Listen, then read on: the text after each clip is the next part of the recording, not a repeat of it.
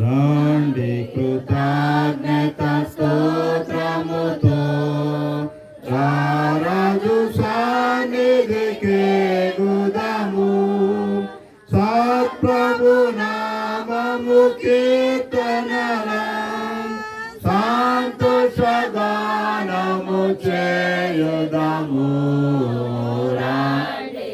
సాహించి పాడుదము రక్షణ దుర్గము మన ప్రభువే మహాదేవుండు ఘన మహాత్మ్యము గల రాజు భూమ్యోగాధపులు ఎలను భూతల శిఖరములాయనవే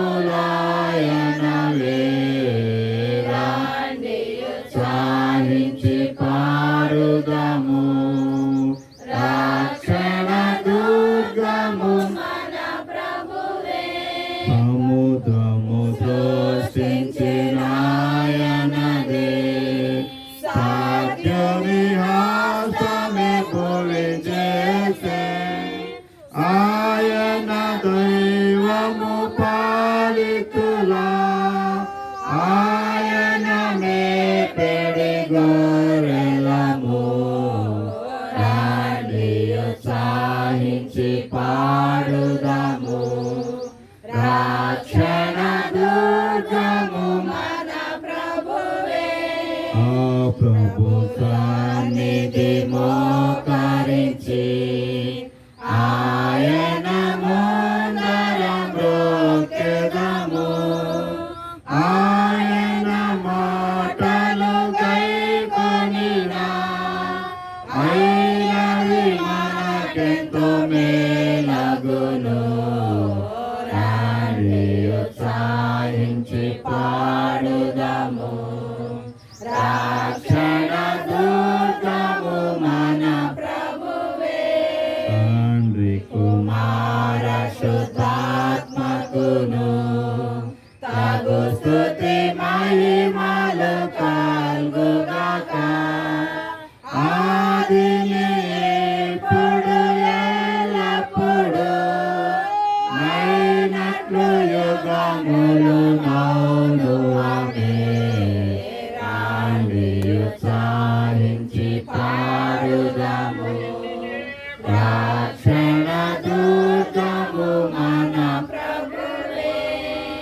దయచేసి మోకరించండి, ప్రార్థన చేస్తున్నాం. దేవుడు గడిచిన వారమంతా కూడా మనము కాచి కాపాడి తిరిగి మరొక నూతన దినములో ఈ పరిశుద్ధ దినములో ప్రవేశపెట్టినందుకు ప్రభువును స్తుతించుకుందాం. ఆయన మన ఆరాధనకు పాత్రుడు, మన స్తుతులకు యోగ్యుడు. తన ప్రాణమునిచ్చి రక్తమునిచ్చి మనను కొన్నారు. మనం అమ్మివేయబడిన వారము, మన కొరకు తన ప్రాణాన్ని క్రయధనంగా చెల్లించి ఆయన శిలువలో మరణించి నీకు బదులుగా నాకు బదులుగా మనందరికీ బదులుగా ఆయన మరణించి మరణపుమ్ములను విరిచి ఆయన మృత్యుంజయుడిగా తిరిగి లేచిన ప్రభువును మనం ఆరాధించడానికి ఇక్కడ కూడుకుని ఉన్నాం. ప్రభువును స్తుతించుకుందాం. ప్రతి ఒక్కరూ నీ హృదయముతో నీ ఆత్మతో దేవుని సన్నిధిలో స్తుతించు. ఆయన చేసిన మేలును బట్టి, ఆయన ఇచ్చిన రక్షణ బట్టి, ఆయన ఇచ్చిన నీ కుటుంబాన్ని బట్టి, నీకు ఇచ్చిన బిడ్డలను బట్టి, నీకు ఇచ్చిన రక్షణను బట్టి ప్రభువును స్తుతించుకుందాం.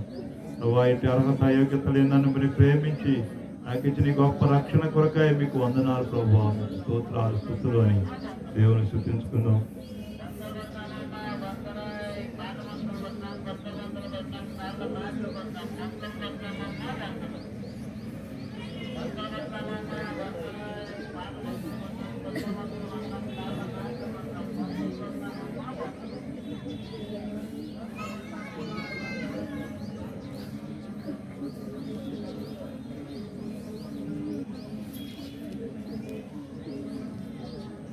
ప్రార్థన చేసుకుందాం. దేవుని యొక్క వాక్యం విందాం. దేవా మాతో మాట్లాడండి ప్రభు అని చెప్పి మా వాక్యం కొరకు కూడా మన హృదయాలను సిద్ధపరచుకుందాం.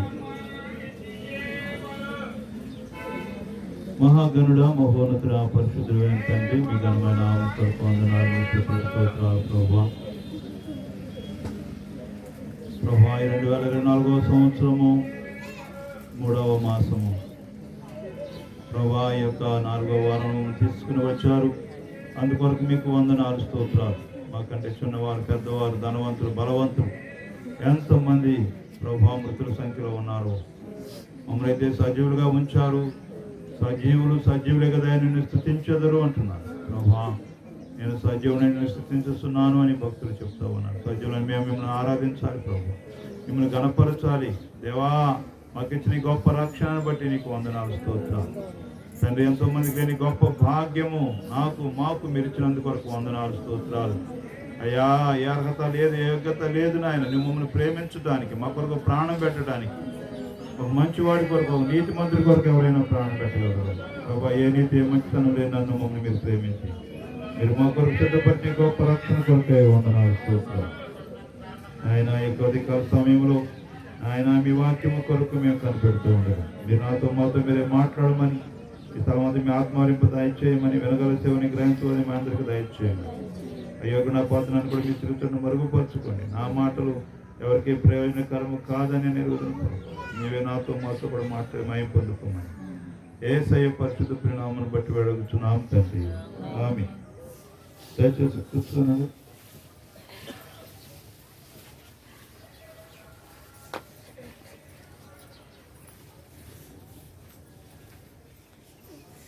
చూడండి, లోకాసు వార్త 19వ అధ్యాయం 29వ వచనం చదువుతున్నాం. ఆయన ఒలీవల కొండ దగ్గరనున్న బెత్ఫగే బేతనీ అను గ్రామముల సమీపమునకు వచ్చినప్పుడు తన శిష్యులనిద్దరిని పిలిచి మీరు ఎదుటనున్న గ్రామమునకు వెళ్ళుడి. అందులో మీరు ప్రవేశింపగానే కట్టబడి ఉన్న ఒక గాడిద పిల్ల మీకు కనబడు. దాని మీద ఏ మనుషుడును ఎన్నడూను కూర్చుండలేదు. దానిని విప్పి తోలుకుని రండి.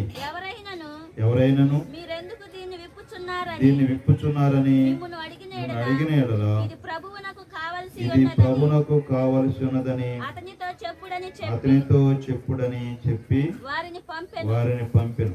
పంపబడిన వారు వెళ్ళి ఆయన తమతో చెప్పినట్టే కనుగొని ఆ గాడిద పిల్లను విప్పుచుండగా దాని యజమానులు మీరు గాడిద పిల్లను ఎందుకు విప్పుచున్నారని వారిని అడిగిరి. అందుకు వారు ఇది ప్రభువునకు కావలసి ఉన్నదని అనిరి. తరువాత వారు యేసునొద్దకు దాన్ని తోలుకొని వచ్చి ఆ గాడిద పిల్ల మీద తమ బట్టలు వేసి యేసును దాని మీద ఎక్కించి ఆయన వెళ్ళుచుండగా తమ బట్టలు దారి పొడుగునా పరిచిరి. ఒలివల కొండ నుండి దిగుచోటికి ఆయన సమీపించుచున్నప్పుడు శిష్యుల సమూహమంతయు సంతోషించుచు ప్రభువు పేరిట వచ్చు రాజు స్తుతింపబడును గాక. పరలోకమందు సమాధానము సర్వోన్నతమైన స్థలములలో మహిమయు ఉండును గాక అని తాము చూచిన అద్భుతములన్నిటిని గూర్చి మహాశబ్దముతో దేవునికి స్తోత్రము చేయసాగిరి. ఆ సమూహంలో ఉన్న కొందరు పరిచయులు బోధకుడా ఈ శిష్యులను గద్దింపుమని ఆయనతో చెప్పగా ఆయన వారిని చూసి మీరు ఊరకుండిన ఎడల ఈ రాళ్ళు కేకలు వేయనని మీతో చెప్పుచున్నానని. ఆయన పట్టణమునకు సమీపించినప్పుడు దానిని చూచి దాని విషయమై ఏడ్చి నీవును ఈ నీ దినమందైనను సమాధాన సంబంధమైన సంగతులను తెలుసుకుని ఎడల నీకెంతో మేలు. కానీ ఇప్పుడవి నీ కనులకు మరుగు చేయబడి ఉన్నవి. ప్రభువు నిన్ను దర్శించిన కాలము నీవు ఎరుగకుంటివి కనుక నీ శత్రువులు నీ చుట్టూ గట్టు కట్టి ముట్టడి వేసి అన్ని ప్రక్కలను నిన్ను అరికట్టి అరికట్టి నీలో ఉన్న నీ పిల్లలతో కూడా నిన్ను నేల కలిపి నీలో రాతి మీద రాయి నిలిచి ఉండనియని దినములు వచ్చునని చెప్పాను. ఆయన దేవాలయంలో ప్రవేశించి అందులో విక్రమ చేయు వారితో నా మందిరము ప్రార్థనా మందిరం అని వ్రాయబడి ఉన్నది. అయితే మీరు దానిని దొంగల గుహగా చేసిద్రని చెప్పి వారిని వెళ్ళగొట్ట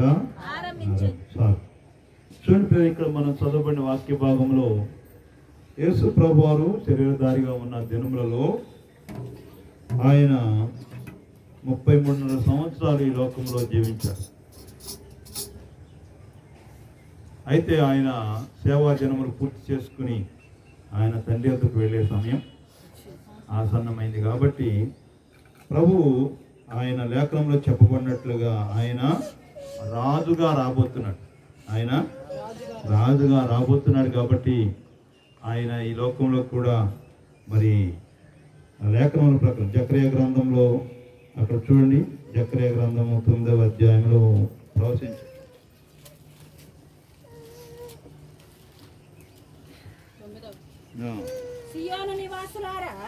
సియోను నివాసులారా బహుగా సంతోషించుడి. యెరూషలేము నివాసులారా ఉల్లాసముగా ఉండుడి. నీ రాజు నీతిపరుడును రక్షణ గలవాడును దీనుడనై గాడిద పిల్లను ఎక్కి ఈ వద్దకు వచ్చుచున్నాడు అను లేఖనంలో నెరవేరబడినట్లుగా ప్రభు చెప్తా ఉన్నాడు శిష్యులకు, మీరు వెళ్ళి మీ ఎదుట ఉన్న గ్రామంలోకి వెళ్ళి అక్కడ ప్రవేశించగానే మీకు కట్టబడిన గాడిద పిల్ల మీకు కనబడుతుంది, దాన్ని విప్పి తోలుకుని రండి. అక్కడ ఆ యజమాని అడుగుతాడు, ఎందుకు మీరు ఓడ చేస్తున్నారు, ఈ గాడిదతో ఎందుకు మీరు ఓడ చేస్తున్నారు అడిగితే అది ఎవరు కావాలంట? ప్రభువునకు కావాల్సి ఉన్నది. లేదా ఇక్కడ మనం చూస్తే మొదటిగా ఈ గాడిదను గురించి చూసినట్లయితే దీని గురించి ఏమంటాడంటే, దాని మీద ఏ మనుషుడును ఎన్నడను కూర్చుండలేదు, దానిని విప్పి తోలుకుని రండి. ఇది కట్టబడి ఉన్న గాడిదే ఉందా? కట్టబడి ఉన్న ఒక గాడిద పిల్ల మీకు కనబడును. దేవుని యొక్క సన్నిధిలోకి వచ్చిన మన జీవితంలో ఒకప్పుడు మనం లోకంలో ఎలాగ జీవించినా సరే దేవుని సన్నిధికి వచ్చిన తర్వాత మనం ఏం చేయాలి? దేవుని వాక్యము చేత మనము కట్టబడాలి. దేవుని యొక్క వాక్యమునకు మనము లోబడాలి. దేవుని యొక్క వాక్యమునకు లోబడి ఆ ప్రకారంగా నువ్వు జీవిస్తున్నప్పుడు ఏమైనట్టు నువ్వు ఒక కట్టబడి ఉన్న గాడిదలాగా ఉంటావు. అక్కడ బోయాజు రూతుతో బోయాజు అంటాడు, ఏమంటాడు?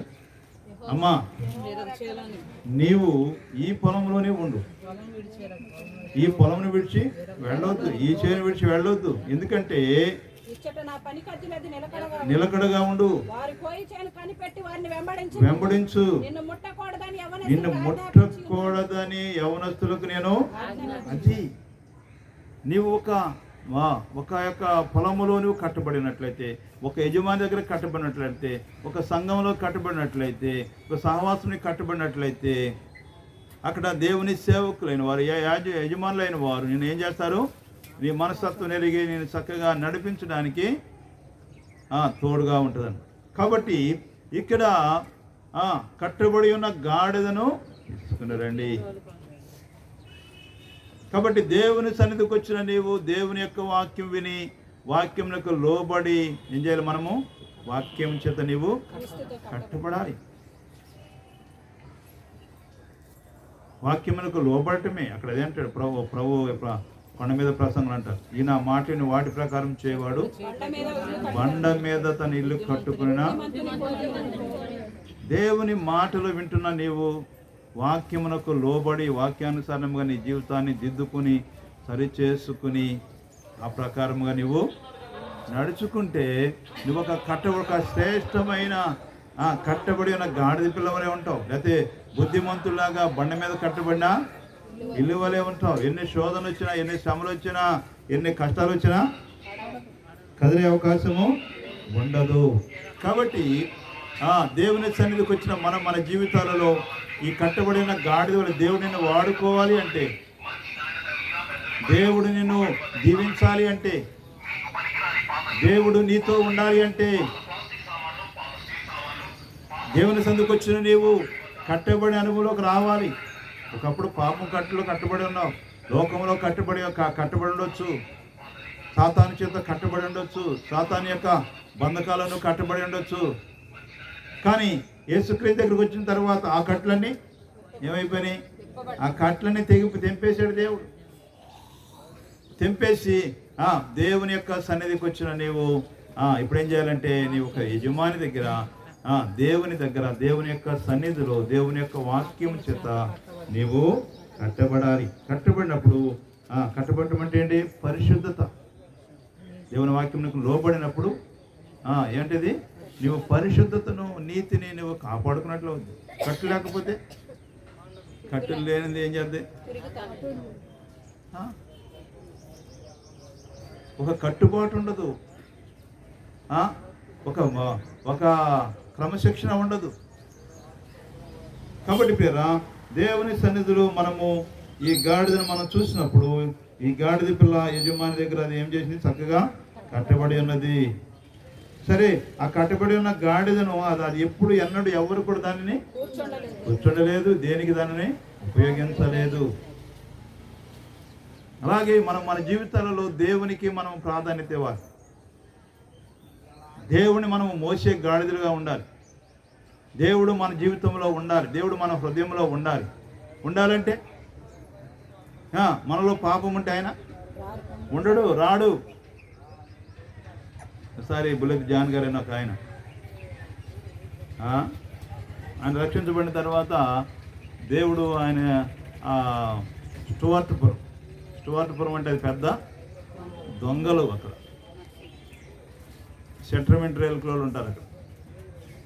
వాళ్ళని ఇక్కడ భూమి మీద పాతేసి తల మీద ఈ పాత తాటెక్కులు వేసి పెట్రోల్ పోసి తగలబెడతామన్నా సరే నిజం చెప్పరు, సావటాకని సిద్ధం అవుతారు. కానీ అంత భయంకరమైన దొంగలు అన్నమాట.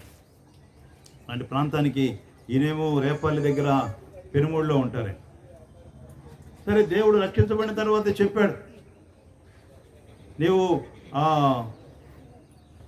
స్టువర్ట్పురం వెళ్ళాలి అని చెప్తే అప్పుడు ఆయన అన్నారు, అయ్యా నేను వెళ్ళలేను, చాలా భయంకరమైన దొంగలు, భయంకరమైన రౌడీలు, వాళ్ళు కొడతారు కూడా అని చెప్పినప్పుడు అప్పుడు ఆయన అన్నాడు, అయితే నువ్వు వస్తే నువ్వు నా మెడ మీద కూర్చోవాలి, నా మెడ మీద ఎక్కి కూర్చోవాలి మీరు, అప్పుడు నేను సరే నేను నీతో కూడా వస్తాను ఎలవయా అని చెప్పి అన్నారు. సరే, అక్కడి నుంచి రేపల్లో వచ్చి, రేపల్ నుంచి తెనాలి ట్రైన్లో రావాలి, తెనాలి నుంచి స్టువర్ట్పురం వెళ్ళాలి. అది చీరాలకి బాపట్ల మధ్యలో ఉంటుంది. ఈ ట్రైన్లో వెళ్తుంటే ఈయన కూర్చున్నటువంటి సీటుకి ఎదురుగుండా ఒక ఆయన అన్నీ వస్తున్నాడు. ఆయన అంటున్నాడు, అయ్యా మీ భుజాల మీద యేసు ప్రభు కూర్చున్నాడయ్యా అన్నాడు. అవునయ్యా, నేను యేసు ప్రభుని మోసే గాడిదను అని చెప్పాను. మరి యేసు ప్రభు రమ్మని నా భుజం మీద కూర్చోమని కానీ కూర్చున్నాడా లేదా? మరి మన హృదయంలో కూడా రాలేడు ఆయన? వస్తాడా రాడా? మన జీవితంలోకి రాడా? వస్తాడు. ఆయన అక్కడికి వెళ్ళి నిలబడి వాక్యం చెప్పగానే కర్లేసుకుని వచ్చేసారా, ఓ వ్యభిచారులారా, త్రాగుబోతులారా, దొంగలారా, మీ జీవితాలు మార్చుకోండి, మీ మీదకి ఉగ్రత రాబోతుందని చెప్తే ఇక వాక్యం ఉన్న తర్వాత కర్రలు పట్టుకుని వచ్చినట్టు పడిపోయి అగ్ని వాళ్ళని, దేవుని యొక్క అగ్ని దహించి పశ్చాత్తాపడి ఇప్పుడు అది స్టువర్ట్పురం వల్ల కూడా ఏమైపోయింది? అది స్టువర్ట్పురంగా. కాబట్టి ప్రియరా, దేవుని యొక్క సన్నిధిలో దేవుని మోసే గాడిదలుగా మనం ఉండాలి. ఎందుకంటే ఎప్పుడైతే నువ్వు నీ పాపం విషయమై పశ్చాత్తాపడతావో, నీ మనసును మార్చుకుని దేవుని వైపు త్రిప్పుతావో, దేవునికి లోబడతావో, అప్పుడు ఆయన నీ హృదయంలో ఉంటాడు, ఆయన నీ ఇంట్లో ఉంటాడు, నీ భుజం మీద కూడా. కాబట్టి దేవుని మోసే గాడిద పిల్లగా మనము ఉండాలి. తర్వాత వారు ఆ గాడిదని తోలుకొచ్చి గాడిద మీద ఏం చేశారంటే వాళ్ళు బట్టలు వేసి ప్రభువుని ఎక్కించి ఏం చేస్తున్నారు, వాళ్ళు దారి పొడుగున బట్టలు పరచి వాళ్ళు ప్రభువును ఊరేగిస్తూ తీసుకువెళ్తారు. ప్రభు పేట వచ్చు రాజు పరలోకమందు సమాధానమును సర్వోన్నతమైన స్థలములలో మహిమయు ఉండునుగా, కానీ తాము చూసిన అద్భుతములు అన్నిటిని గూర్చి మహాశబ్దంతో దేవునికి స్తోత్రం చేయించారు. ఆ సమూహంలో ఉన్న కొందరు పరిచయులు బోధకుడా నీ శిష్యులను గద్దింపమని చెప్పగా ఆయన వారిని చూసి వీరు ఊరికుండిన ఎడల 4 కేకలు విన మీతో లేదా రక్షించబడిన మనం, దేవుని ప్రేమలు చూసిన మనము, దేవుని అద్భుతాలు చూసిన మనము ఏం చేయాలి? మనము మౌనముగా ఉండకూడదు. ఇక్కడ చెప్తున్నాడు ప్రభువు చెప్తున్నాడు, వీరు మౌనంగా ఉంటే ఎవరు కేకలు వేస్తారంట? రాళ్ళు కేకలు వేస్తాయి. అంటే రక్షించబడిన పిల్లలు, రక్షించబడిన మనం, దేవుని పిల్లలమైన మనము నువ్వు మౌనంగా ఉన్నట్లయితే దేవుని ఎరగని అన్ని జనులైన వారు ఏం చేస్తారు? అన్ని జనులైన వారు విగ్రహారాధికులు మారి వాళ్ళ కేకలు వేస్తారు. కాబట్టి దేవుడు ఎన్నుకున్న, ఏర్పాటు చేసుకున్న వారుగా దేవుడు నిన్ను పిలుచుకుంటే, దేవుడు నిన్ను రక్షించుకుంటే, దేవుడు నిన్ను ఏర్పాటు చేసుకుంటే మనం ఏం చేయాలి? దేవుడు చేసినటువంటి మేలును గురించి నీవు ప్రకటించాలి, కేకలు వేయాలి, దేవుణ్ణి నీవు స్తుతించాలి, దేవునికి కృతజ్ఞతాస్తుతులు చెల్లించాలి, మనుషులందరి ఎదుట నీవు ఆయనను ఘనపరచాలి. కాబట్టి పేరా అలాగూ ప్రభువుని మరి స్తుతిస్తూ ఆయన గురించి కేకలు వేస్తూ ఆ పట్టణంలో ప్రవేశించారు. పట్టణం దగ్గరకు వచ్చారు. ఎక్కడికి వచ్చారు? ఈయన ఎక్కడెక్కారు? ఏ ఊర్లో మొదలు పెట్టారు? బేతనియా దగ్గర, తత్వాగే బేతనియా దగ్గర బయలుదేరి ఊరేగించుకుంటూ ఊరేగుతో గాడిద మీద యెరూషలేము పట్టణానికి వచ్చిన. చూడండి, ఇక్కడ మనం 40 చూస్తే ఆయన పట్టణంలోకి సమీపించినప్పుడు దాన్ని చూసి దాని విషయమై ఏడ్చి నీవును ఈ దినమందైనను సమాధాన సంబంధమైన సంగతులను తెలుసుకుని నీకెంతో మేలు, కానీ ఇప్పుడు అవి నీ కనులకు మరుగు చేయబడి ఉన్నవి. ప్రభు నిన్ను దర్శించిన కాలం నీ వెరుగుకుంటేవి గనుక నీ శత్రువులు నీ చుట్టూ గట్టు కట్టి ముట్టడి వేసి అన్ని ప్రక్కలను నిన్ను అరికట్టి నీలోనున్న నీ పిల్లలతో కూడా నిన్ను నేల కలిపి నీలో రాతి మీద రాయి నిలిచి ఉండనీయని దినములు వచ్చునని చెప్పెను. చూడిపోయారా, యేసు ప్రభు ఆయన ఊరేగుతూ వస్తూ ఆ పట్టణం దగ్గరకు వచ్చిన తర్వాత ఆ పట్టణంలోకి సమీపించి ఆ పట్టణం చూడగానే ఏం చేశాడు? ఆయన ఏడుస్తున్నాడు. ఆయన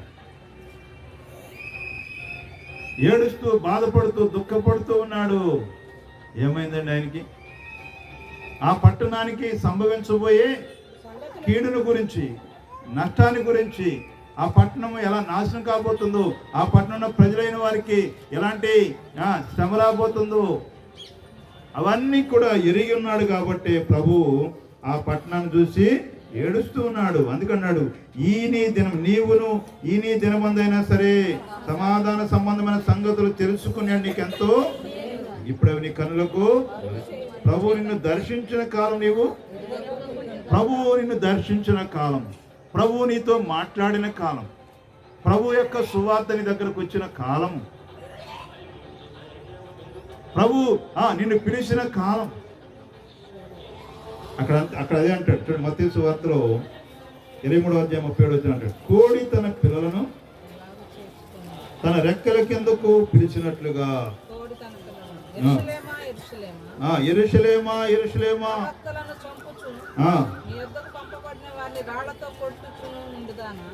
కోడి తన పిల్లలను రెక్కల క్రింద కిందకి ఎలాగో చేర్చుకునేను అలాగే నేను నీ పిల్లలను ఎన్నో మార్లు చేర్చుకోనవలనని ఇంటిని గాని మీరు వల్లకపోతుంది. ఇదిగో ఈ మీ ఇల్లు మీకు విడువబడి ఉన్నది. చూడండి పేద యెరూషలేము పట్టణాన్ని గురించి అన్నాడు. యెరూషలేమా యెరూషలేమా, ప్రవక్తను చంపుసును, నీ యొద్దకు పంపబడిన వారిని రాళ్లతో కొట్టుసును ఉండుదానా. కోడి తన పిల్లలను రెక్కల కిందకు నాకు చేర్చుకును, అలాగే నేనును నీ పిల్లలను ఎన్నో మార్లు చేర్చుకున్నామని ఇంటిని గాని మీరు. కాబట్టి యెరూషలేము పట్టణంలో ప్రభు ఎన్నోసార్లు తిరిగి ఆయన సువార్త ప్రకటించి ఎన్నో అద్భుతాలు చేశారు ఆయన. చూడండి, అక్కడ మనము మత్తయి సువార్తలోనే 11వ అధ్యాయం అంటే ఆయన ఏ పట్టణంలో సువార్త ప్రకటించాడో ఆ పట్టణస్తులు మారు మనసు పొందకపోవడం చూసి ఏడుస్తున్నాడు. 20వ వచనం 11వ అధ్యాయం మత్తయి సువార్త 11:20. పిమ్మట ఏ పట్టణములలో ఆయన విస్తారమైన అద్భుతములు చేసెను, ఆ పట్టణముల వారు మారు మనసు పొందకపోవటం వలన ఆయన వారింట్లో గద్దింపసాగెను. అయ్యో కొరాజీనా, అయ్యో బెత్సయిదా, మీ మధ్యన చేయబడిన అద్భుతములు తూరు సీదోనులో చేయబడిన ఎడల ఆ పట్టణముల వారు పూర్వమే గోనె పట్ట కట్టుకుని బూడిద వేసుకుని మారు మనసు పొంది ఉండేవారు. చూడండి పేరు. కాబట్టి ఆయన ఏ పట్టణాలలో కొరాజేనా, బెత్సయిదా, కపెర్నహూము ఇలాంటివన్నీ ఎన్నో పట్టణాల్లో సువార్త, యెరూషలేము, యెరికో పట్టణము, గలిలయ, సమరయ, యోదయ ఆ ప్రాంతం అంతా కూడా ఆయన కాలినడకన.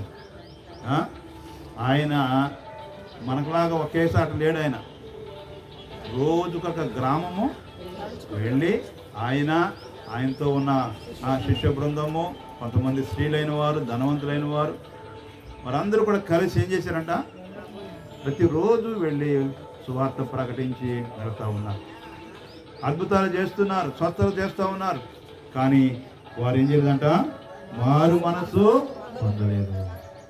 అందుకని ఇక్కడ ఈ పట్టణాన్ని చూసి ప్రభు ఏడుస్తున్నాడు. ఈ పట్టణాన్ని సమీపించినప్పుడు యెరూషలేము పట్టణం చూసి, అయ్యో యెరూషలేమా, ప్రవక్తలను చంపుచు నీలో ఉన్న రాళ్లతో కొట్టుచును ఉండుదానా. కోడి తన పిల్లలను రెక్కల కిందకి ఎలాగూ చేర్చుకున్నాను, అలాగే నేను నీ పిల్లలను ఎన్నో మార్లు చేర్చుకున్నాను అనంటిని కానీ మీరు. తేరా దేవుడు నీవు క్షేమంగా ఉన్నప్పుడు, దేవుడు నీకు ఆరోగ్యంగా ఉన్నప్పుడు, దేవుడు నీకు అపాయం కలగక ముందే దేవుడు నిన్ను పిలుస్తూ ఉన్నాడు. రా, నువ్వు నా రెక్కల కిందకు రా, నువ్వు క్షేమంగా ఉండు, ఆరోగ్యంగా ఉండు, సంతోషంగా ఉండు అని దేవుడు పిలుస్తూ ఉన్నాడు. ఆయన ఏ పట్టణాల సువార్త ప్రకటించారో ఆ పట్టణాల ప్రజలతో మాట్లాడుతూ ఉన్నాడు. అయ్యో, కోడి తన తన రెక్కల కిందకు పిలిచినట్లుగా ఎన్నో మార్లు నేను మిమ్మల్ని పిలిచిదని కానీ నా మాట వినలేదు. ఏమండి, కోడి ఏం చేస్తుంది? ఎందుకు పిలుస్తుంది కోడి తన రెక్కల కిందకే? ఏమ్మా, ఎందుకు పిలుస్తుంది? శత్రువు వచ్చినప్పుడు శత్రువు యొక్క ఆ చేతిలో చిక్కకుండా, తన ప్రాణాన్ని పోగొట్టుకోకుండా, తన ప్రాణాన్ని రక్షించుకోవడానికి, ఆ పిల్లలు తమ ప్రాణాన్ని కాపాడడానికి కోడి పిలుస్తుంది. రండి రండి రండి, ఇదిగో శత్రువు వస్తున్నాడు, అపవాది వస్తున్నాడు, లేకపోతే పక్షిరాజు వస్తున్నాడు, గ్రద్ద వస్తుంది అని చెప్పి పిలుస్తుంది. కొక్కో అని పిలుస్తుంటే 9 పిల్లలు వచ్చినాయండి. 10 పిల్లల్లో ఒక పిల్ల రాలేదు. పిలుస్తుంది అయినా రాలేదు. ఇది ఎక్కడుంది? పెంట భోగు మీద ఉంది. అక్కడ పెంట భోగు మీద ఆ కుళ్ళిపోయిన పేడలో, మురికిలో కెలుక్కుంటా కూర్చుంది, ఆ పురుగులు తింటా కూర్చుంది. అబ్బో, మంచి ఆహారం దొరికింది కదా అని చెప్పి ఒంటరిగా ఉంటాం. ఒంటరిగానే ఉంది. తల్లి పిలుస్తుంది కానీ తల్లి మాట లెక్క చేయలేదు. ఈలోపు ఒంటరిగా ఉన్నటువంటి పిల్లలను చూసింది. అంటే ఏం చేసింది? అది రివ్వున రావటం, ఎత్తుకుపోవటం, తీసుకుని వెళ్ళి ఆ చెట్టు కొమ్మ మీద పెట్టి ఒక్క పోటు పొడిచేటప్పుడు ఈ పొట్టలో ఉన్న పేగులను బయటికి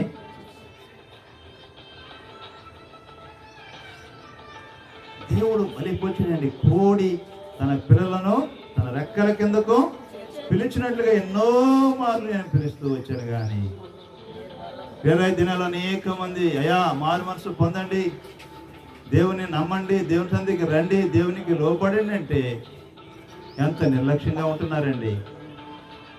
ఇక్కడ ప్రభు అందుకని ఆ యెరూషలేము పట్టణాన్ని చూసినప్పుడు ఆయన పట్టణాన్ని చూసి ఏడుస్తున్నాడు సంతోషంగా. వారందరేమో రాజులాగా గాడిద మీద ఎక్కించుకుని ఊరేగింపుతో కిందంతా కూడా ఆ చెట్టు కొమ్మలు బట్టలు పరిచి ఆయన ఏం చేస్తున్నారు, ఎన్నో కిలోమీటర్ల నుంచి చక్కగా జనం అందరూ కేకలతో సంతోషంతో ప్రభు పేట వచ్చేవాడు దావీదు కుమారునికి ఏమని చెప్పి అంత సంతోషం ఉంటే ఈయనకు మాత్రం సంతోషము. యేసుప్రభు సంతోషం ఉందా? ఎందుకంటే ఆయనకు తెలుసు ఆ పట్టణానికి ఏం సంభవించబోతుందో, ఆ పట్టణానికి ఎలాంటి నష్టం రాబోతుందో. ఆయన అంటున్నాడు, నీ శత్రువుని చుట్టూ గట్టి కట్టి నిన్ను ముట్టడి వేసి అన్ని పక్కల అరికట్టి నీలోనున్న నీ పిల్లలను నేల కలిపి రాతి మీద రాయి నిలిచి ఉండని దినములు. ఎలాంటి దినాలు సంభవించబోతున్నాయో ఎవరికి తెలుసు? అది దేవుడికి తెలుసు. దేవుడికి తెలుసు కాబట్టి పిలుస్తున్నాడు ఆయన. నీ కీడు రాకముందే ఆయన అన్యాయస్తుడు నినివే పట్టణస్థులైన వారి దోషం ఏమైపోయిందంట, దేవుని దృష్టికి ఘోరం అయిపోయినప్పుడు వారి మీద శిక్ష పంపించచ్చుగా. పంపించాడా? ప్రవక్తను పంపించాడా? యోనాను పంపించాడు. వెళ్ళి ఒకసారి హెచ్చరిక చేయవయ్యా, ఒకసారి హెచ్చరిక చేయి. ఒకవేళ ఈ హెచ్చరికతైనా సరే వాళ్ళు తీసుకుంటారేమో. వెళ్ళి యోనా ఇష్టం లేకపోయినా బలవంతంగా ప్రభు ఏం చేశాడు, బలవంతంగా నన్ను పంపించాడండి. కొన్నిసార్లు దేవుడు కొంతమంది దేవుని సేవకులు నీ ఇంటికి రావడానికి ఇష్టం లేకపోయినా సరే బలవంతంగా దేవుడు పంపుతాడు. నువ్వు నశించిపోవడము, నీకు కీడు రావడము, నీకు శ్రమ రావడం ఇష్టం లేక. కానీ వారు యోనా మాటలు ఏం చేశారంటే వాళ్ళు పశ్చాత్తాపడ్డారు, వారు మనసు పొందారు, వారి పాప జీవితాన్ని విడిచిపెట్టారు. మరి వారి మీదకి కీడు వచ్చిందా, నష్టం వచ్చిందా, నాశనం వచ్చిందా? చెడు నడతలను మానుకొనగా వారు చేయుచున్న క్రియలను దేవుడు చూచి పశ్చాత్తాపుడై వారికి చేయుదునని తన మాట ఇచ్చిన కీడు చేయక మానెను. లేదా ఒక వ్యక్తిగా నీవు పశ్చాత్తాపడితే, నీవు మారు మనసు పొందితే, నీ యొక్క చెడుతనాన్ని గురించి నీవు పశ్చాత్తాపడితే, నీవు దేవునికి విరోధముగా, దేవునికి వ్యతిరేకంగా, నీ తోటి మనిషికి వ్యతిరేకంగా ప్రవర్తించిన దాని విషయంలో నువ్వు పశ్చాత్తాపడితే, దేవుడు నీ విషయంలో కూడా ఆయన పశ్చాత్తాపడి నీకు వచ్చే నీ పాపంలో వచ్చే శిక్షణ ఆయన తొలగిస్తాడు, చేయక. కాబట్టి యెరూషలేము పట్టణాన్ని చూసి ఏడుస్తున్నాడు ఆయన. అయ్యో, ఈ నీ దినమందైనా సరే సమాధాన సంబంధమైన సంగతులు గైకుంటే. అలాగే యెరూషలేము పట్టణం అంతా కూడా నాశనం అయిపోయిందండి. యేసు ప్రభు చనిపోయిన తిరిగి తర్వాత క్రీస్తు శకం 78వ సంవత్సరంలో రోమా చక్రవర్తి నీరో చక్రవర్తి వచ్చి ఆ పట్టణాన్ని ఏం చేశాడంటే నాశనము తగలబెట్టి రాతి మీద రాయి కూడా లేకుండా ఆ పట్టణం అంతా ధ్వంసం చేసి అందులో దొరికినట్టు ఏం చేశారు, నాశనము. అసలు ఇశ్రాయేలు దేశమే కొన్ని వందల సంవత్సరాలు ప్రపంచ పట్టణంలో లేకుండా అయిపోయింది. తర్వాత 1948 మనకు స్వతంత్రం వచ్చినప్పుడు 47 ఇశ్రాయేలు ప్రజలకు 48 మే 14వ తారీఖున కొంతమంది యూదుల చుట్టుపక్కల ఉన్న వారందరికీ కూడా ఏకమై ఆలోచన చేసి అప్పుడు వారు మనకు అబ్రహాం వాగ్దానం చేసిన, మన పితరైన అబ్రహాం వాగ్దానం చేసిన దేశంలోకి మనం వెళదాం అని చెప్పి వారందరూ అక్కడికి, వారు కొద్దిమంది కొన్ని 1,00,000 2 లక్షల మంది వచ్చారు. కానీ ఆ చుట్టుపక్కల ఉన్న అరబ్ దేశాలన్నీ కూడా వీళ్ళు ఇక్కడికి వస్తే మనం దక్కనివ్వరని చెప్పి వాళ్ళందరూ కూడా దాడి చేసి ఆ రాత్రి వీళ్ళు లేకుండా చేయాలనుకున్నారు. ఎవరిని? ఇశ్రాయేలు ప్రజలను లేకుండా చేయాలనుకున్నారు. కానీ ఆ రాత్రి దేవుడు కందిరేగలు, వీళ్ళకేమో మిలిటరీ లేవు, యుద్ధం లేదు, ఆయుధాలు లేవు. కానీ ఆ రాత్రి దేవుడు ఒక అద్భుతం చేశాడు. అంతే, మరలా వాళ్ళ జోలికి రాకుండా ఇప్పటికైనా వాళ్ళు ఇంకా 1 కోటి మంది కూడా లేరు. 90 లక్షల మంది ఎంతమంది ఉన్నారు. ఎన్ని యుద్ధాలు ప్రపంచంలో ఎవరు చేయలేని యుద్ధాలు వారు ఇప్పటికి యుద్ధం చేస్తానే అన్నారు. పేరా చూడండి. కాబట్టి ఆ పట్టణము కొన్ని సంవత్సరాలు, ఆ ప్రాంతము, ఇది ఇశ్రాయేలు దేశమే లేకుండా పోయింది. ఎందుకంటే దేవుడు ఆ ప్రజలను ప్రేమించి దేవుడే శరీరధారికి వచ్చి ఆ పట్టణాల్లో సువార్త ప్రకటిస్తే వారు దేవుని మాటలు ఏం చేశారంట? ధిక్కరించారు, నిర్లక్ష్యం చేశారు. అందుకే ప్రభువు కూడా ఆ పట్టణాన్ని చూసి ఏడుస్తూ, అయ్యో ఈ దినమందైనా సరే సమాధాన సంబంధమైన సంగతులు గైకుంటే. కాబట్టి ప్రియమైన వాళ్ళ మన జీవితాల్లో కూడా మనం క్షేమంగా ఉన్నప్పుడు, సమాధానంగా ఉన్నప్పుడు దేవుని యొక్క వాక్యం ఉండే నీకు ఏ కీడు సంభవించబోతుందో, ఏ నష్టం సంభవించబోతుందో నీకు తెలియదు.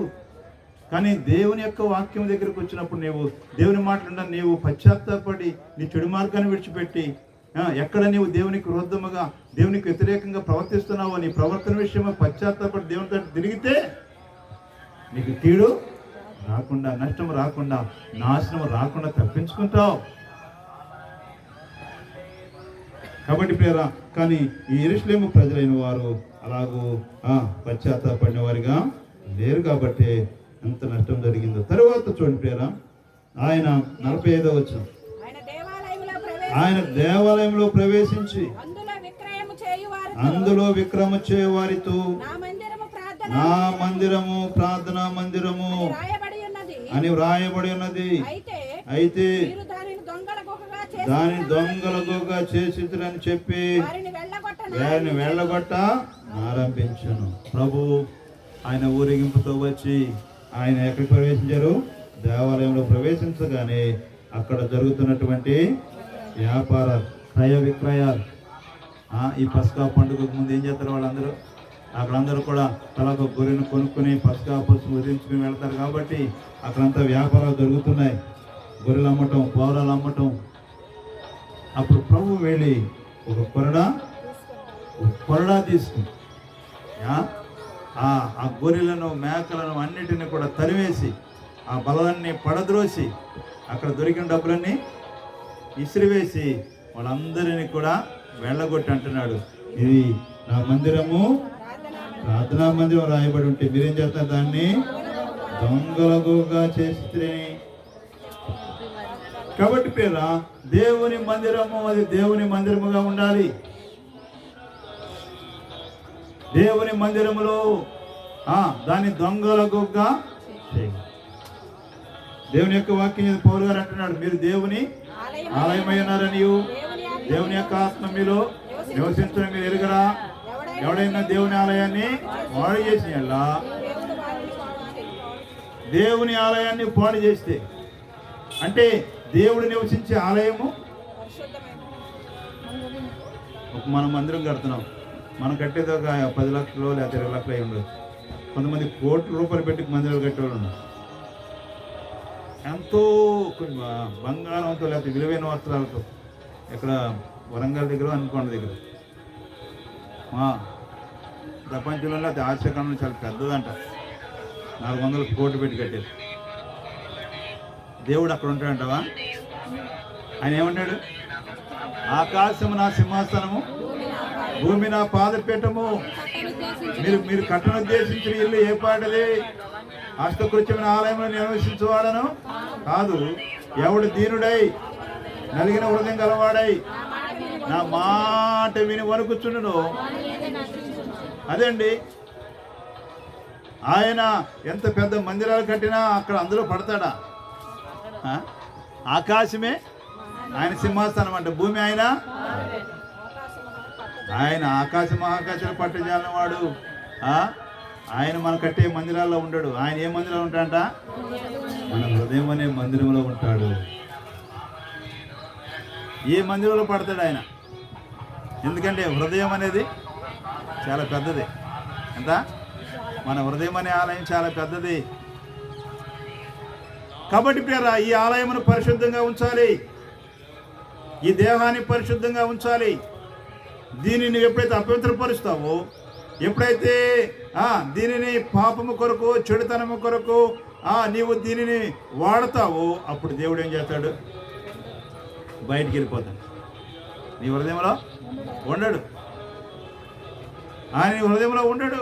దావీదు అంటాడు, దావీదు తను ఆ పొరుగువాని భార్య విషయంలో పాపం చేసినప్పుడు ఆయన ప్రార్థన చేస్తాడు, అయ్యా నీ సన్నిధి నుంచి నన్ను త్రోసివేయొద్దు.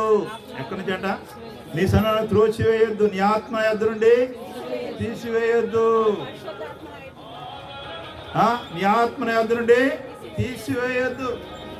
కాబట్టి పేర దేవుని యొక్క సన్నిధిలో మన జీవితాలలో దేవుని ఆలయముగా ఉండడానికి దేవుడు మానవుని కలుగజేశాడు. ఈ సృష్టి యావత్తులో దేనిని ఆయన ప్రేమించడం లేదు. అవన్నీ కూడా నీ కొరకు, మానవుని కొరకు దేవుడు కలుగజేశాడు. కానీ మానవైన నీవు నేను మనలో ఆయన ఉండడానికి, మనతో ఉండడానికి, మనతో ఆయన సహవాసం చేయడానికి మానవుడు నిర్మించుకున్నాడు. కానీ మానవుడైన ఆ మానవుని యొక్క ఆత్మలో దేవుడు ఆయన మనలో నివసించడానికి ఆశపడుతున్నప్పుడు మనము దేవుని మందిరాన్ని పాడు చేసినట్లయితే ఏం చేస్తారు? ఇక ఆయన బయటికి వెళ్ళిపోయి ఏడుస్తూ ఉంటాడు.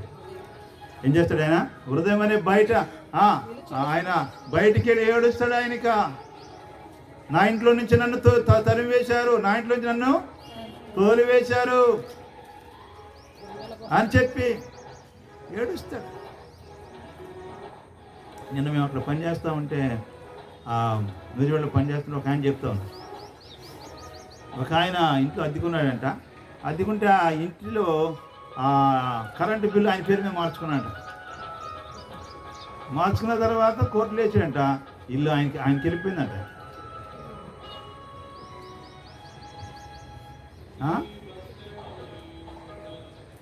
అలాగే దేవుని ఇల్లు నీవు నేను మనం ఎవరిల్లు? బోయజ్ గారు ఎవరిల్లు? నువ్వు నవ్వుతున్నాయన. మనందరం ఎవరిల్లు? చెప్పండమ్మా. మీరు దేవుని ఆలయమైనారని, దేవుని ఆత్మ మీలో నివసించున్నారని మీరు ఎరుగరా? కాబట్టి ఆయన అంటున్నాడు, హస్తకృత్యమైన ఆలయంలో నివసించువాడను కాదు కానీ ఎవరైతే నా మాట విని వణుకుతారో. దేవుని మాట వింటానని నీవు వణకాలి. దేవుని మాటలు నువ్వు పశ్చాత్తాపడాలి. దేవుని వాక్యం ఉన్న తర్వాత నా జీవితంలో లేదే, వాక్యం చెప్తున్నట్టుగా లేదే, వాక్యం నేను లోబడలేకపోతున్నానే, వాక్యంతో నడుచుకోలేకపోతున్నానని భయపడాలి. అప్పుడు దేవుడు చూస్తాడు, వాక్యం నువ్వు భయపడుతున్నావో, వణుకుతున్నావో, తగ్గించుకుంటున్నావో. అలాగా నీ యొక్క హృదయ స్థితిని ప్రభువు చూస్తాడండి.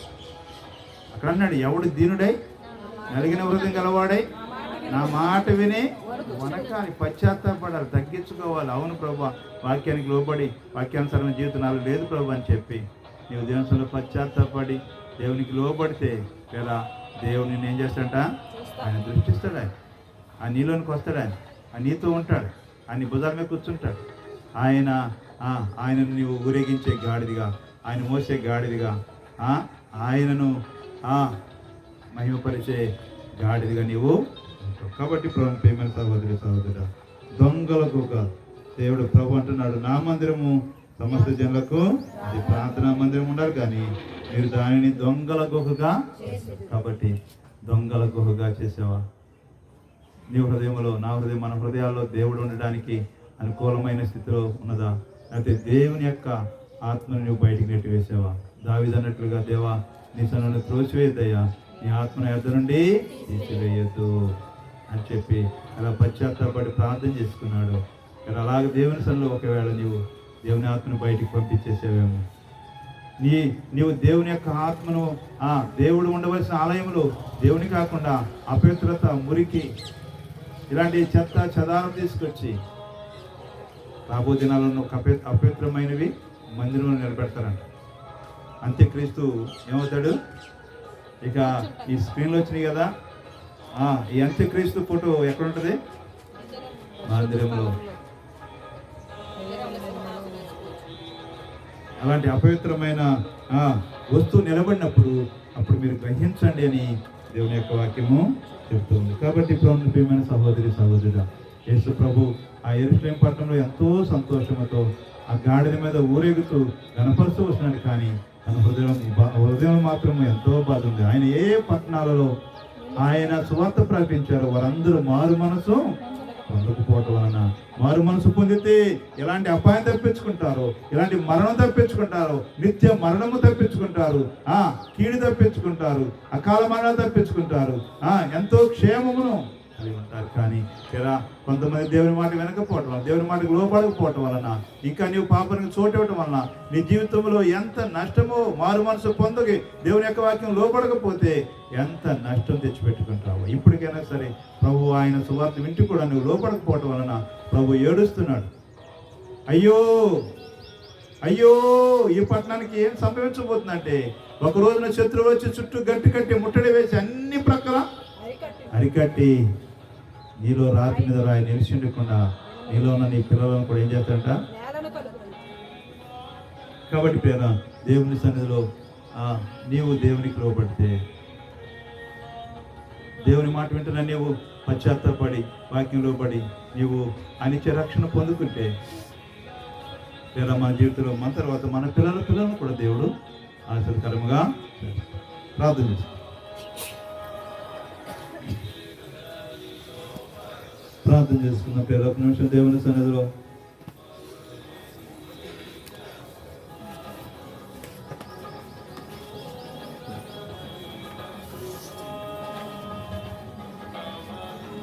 ప్రార్థన చేసుకున్న